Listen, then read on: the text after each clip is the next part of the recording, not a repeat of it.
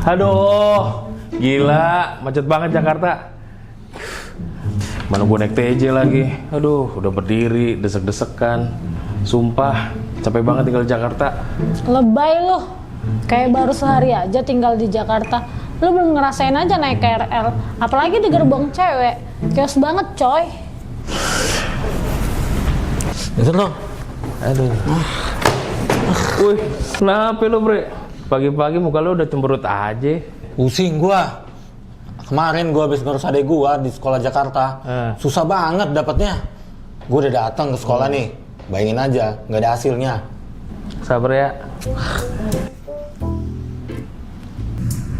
Woi, ngobrol lah, main handphone mulu. Iya Nits, gue lagi mantau berita banjir.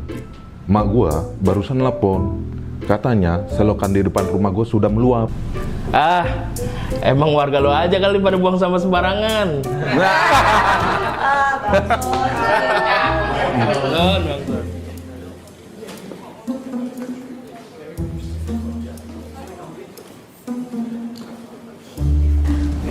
Selamat pagi mahasiswa.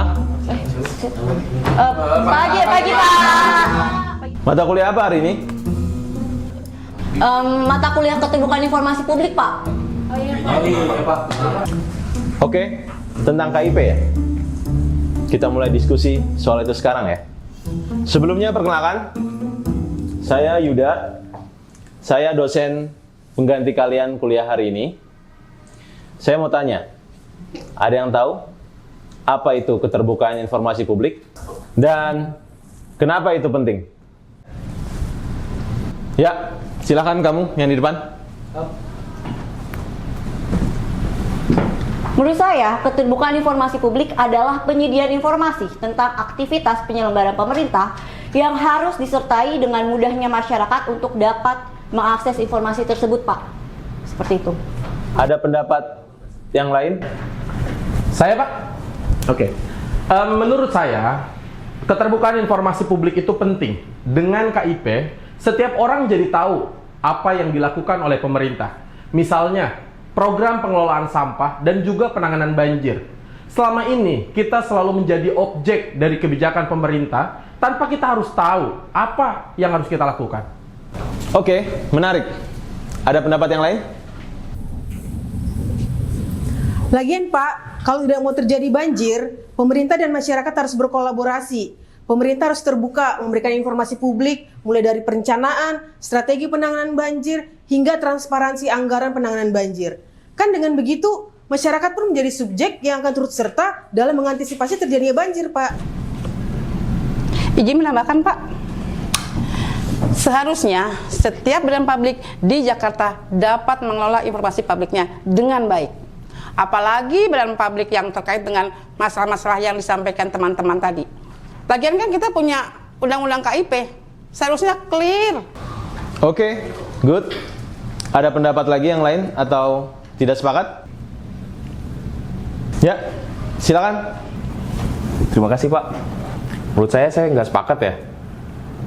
Keterbukaan informasi publik itu cuma slogan, Pak. Jakarta katanya transparan. Tapi apa hasilnya?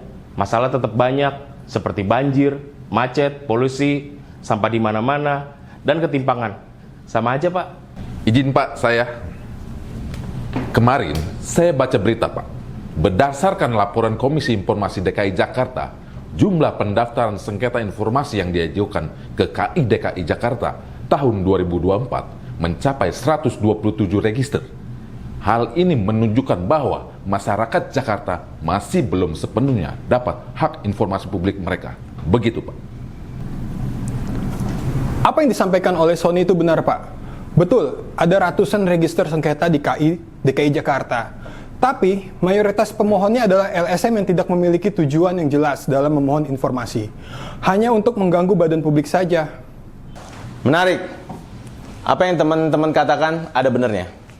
Kalian sudah menyentuh banyak sekali persoalan, mulai dari penanganan bencana, pelayanan informasi publik, hingga pembangunan. Idealnya, sebuah pemerintah harus turut menempatkan posisi masyarakat sebagai subjek, bukan objek dari pembangunan dan kebijakan. Masalah di Jakarta itu bukan hanya tugas pemerintah saja, tetapi kita sebagai warganya. Yang paling penting, transparansi dan keterbukaan informasi adalah kunci terjalinnya kepercayaan dan kolaborasi antara pemerintah dan juga warganya.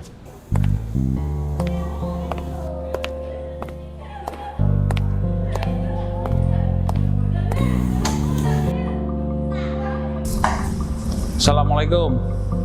Loh, kamu siapa? Iya Pak, Mahasiswa? Saya Yuda, saya bantu teman-teman diskusi di sini Pak. Saya izin pamit ya Pak. Aneh-aneh aja, nggak jelas.